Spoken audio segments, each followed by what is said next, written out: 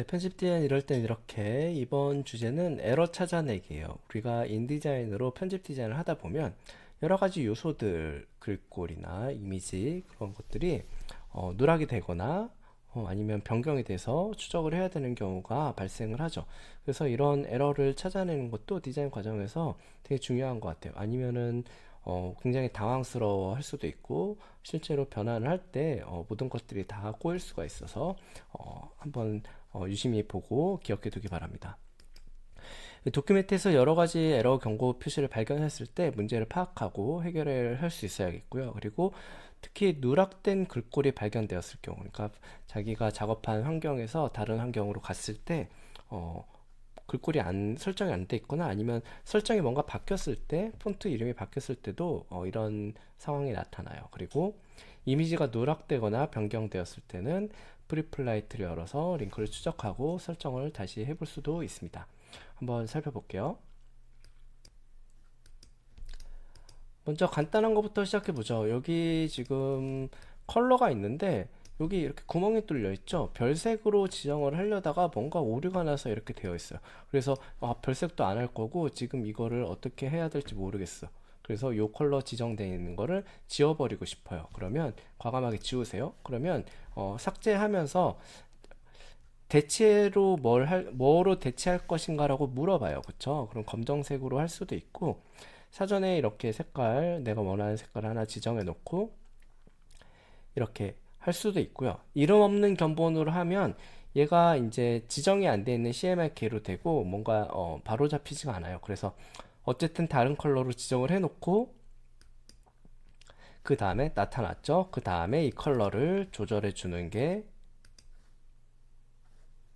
효과적이겠죠. 그쵸? 이렇게 해주는 게 효과적일 것 같아요. 일단 그렇고 그 다음에 글꼴이 누락된 경우도 있겠죠. 글꼴이 누락된 경우 한번 찾아볼게요. 그렇죠. 이렇게 하나 열었는데 이런 경고 뜨면 당황스러워요. 그래서 기본 글꼴로 대체되었다고 이렇게 되어 있어요. 그렇죠? 내가 원했던 글꼴이 아니에요. 그렇죠?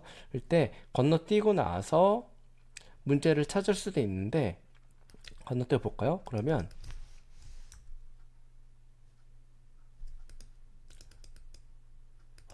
뭔지 모르겠어요. 아하, 이게 어도비 명조인데 어도비 명조는 레귤러가 없고 M 사이즈가 있는 거죠. 그래서 디폴트로 들어가 있는 것 같아요. 근데 또 이거를 바꿔주면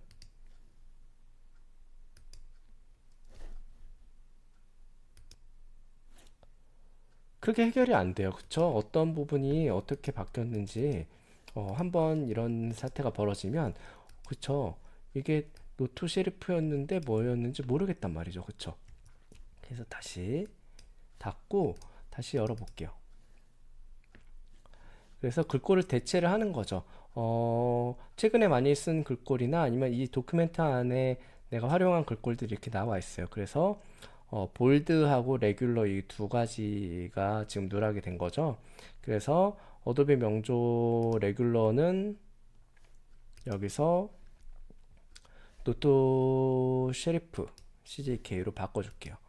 레귤러 정도로 모두 변경 한번 해볼까요? 찾기로 한번 해서 확인을 해볼 수도 있어요. 지금 문서가 다 이렇게 되어 있죠. 그래서 모두 변경 한번 해주고 됐죠. 그다음에 요 제목 요것도 뭐가 문제인가 봐요. 그렇죠?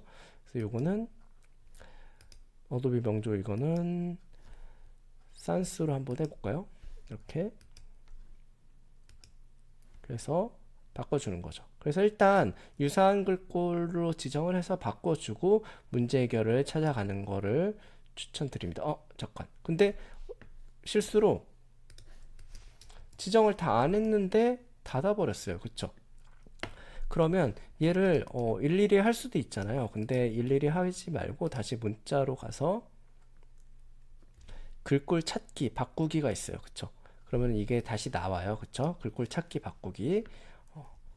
창에서 글꼴 찾기 바꾸기를 설정을 한 다음에 여기서 다시 지정을 해주는 거죠. 글꼴이 많을 때는 텍스팅을 해서 설정해주는 것도 추천을 드립니다. 그래서 약간 볼드였으니까 얘도 볼드로 한번 해볼게요. 모두 변경. 그렇죠? 완료. 그러면 애초에 타입 세팅이 안 돼 있었던 것 같아요. 그렇죠? 요 디자인을 하기 위한 드래프트 과정이었던 것 같은데, 일단 이렇게 해놓고 그 다음에 크기나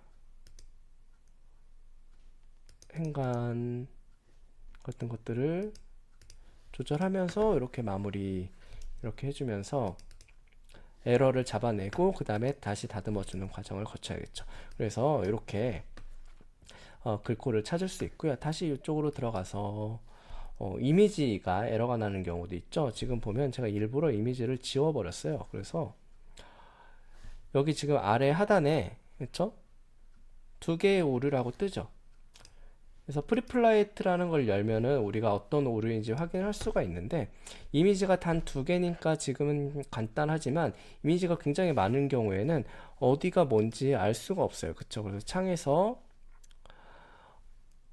보면 출력 프리플라이트 여기 있죠. 프리플라이트 이렇게 해서 프리플라이트를 열고 링크 누르면 이미지 제목이 나와요. 그래서 윈도우나 맥에서 이제 시스템에서 이 이름을 검색을 해서 내가 이걸 어디다 옮겼지? 옮기거나 원래 있던 폴더 경로에서 사라지면 얘를 이렇게 찾을 수가 없습니다. 그쵸? 그리고 이게 어떤 페이지에 있는지도 이렇게 볼 수 있죠. 근데 그 위에는 우리가 할 수 있는 게 없죠. 그래서 이 페이지에 있는 거를 다시 찾아서 넣어 볼게요. 자료사진이라는 폴더에 제가 저장을 했었는데 여기에 이미지들이 이렇게 있죠. 그래서 여기다가 다른 폴더에다가 옮겨도 똑같은 상황이 벌어지는 거예요. 그래서 얘를 다시 원상복귀 시켜 볼게요. 원상복귀 시켜 놓고, 그쵸? 그 다음에 프리플라이트 보면 없어졌죠. 그쵸? 그리고 문자가 요 이미지가 뭔가 수정이 돼도 여기 오류가 떠요. 그러면 리프레시 할 수 있죠.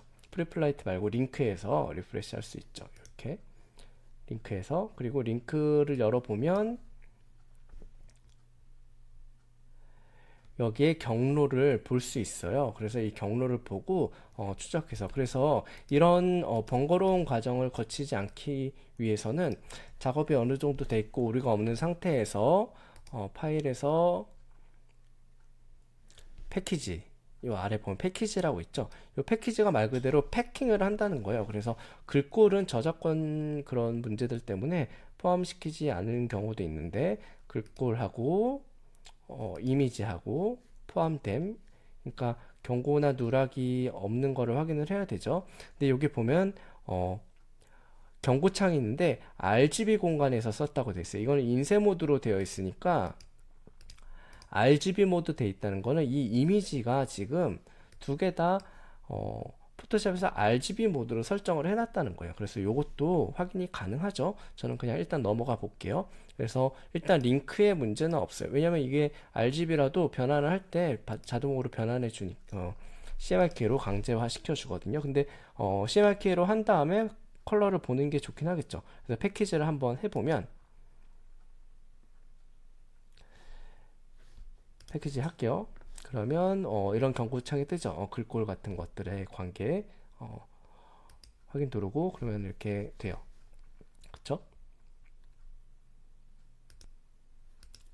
그러면 제가 지금 작업 중인 파일명 튜토리얼 16-레이어라고 만들어 놓은 16번째 튜토리얼에 썼던 샘플인 거죠. 근데 그 샘플을 활용해서 지금 쓰고 있는데 요 폴더 이름으로 되어 있고 이렇게 들어오죠. 그쵸? 그리고 링크 해서 이렇게 링크, 그러니까 요 링크 폴더에 다 이미지를 여러 경로에서 만약에 가져다 썼다면 여기다 다 모아주는 거예요. 편리하죠.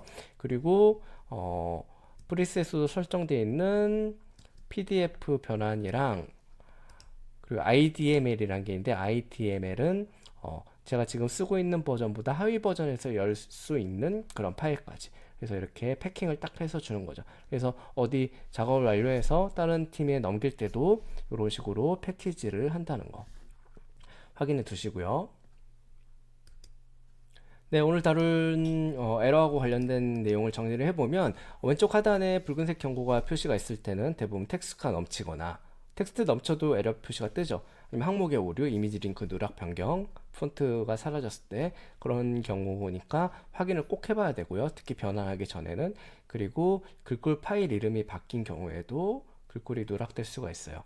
그래서 파일명 같은 거를 바꿀 때 어디 작업한 거와 링크가 잘 잡혀 있는지 확인하는 것이 좋고요. 그 다음에 이미지 누락 방지를 위해서 그리고 작업을 마무리하는 시점에서는 꼭 패키지를 진행을 해서 링크 폴더를 정리해 주는 것이 좋습니다.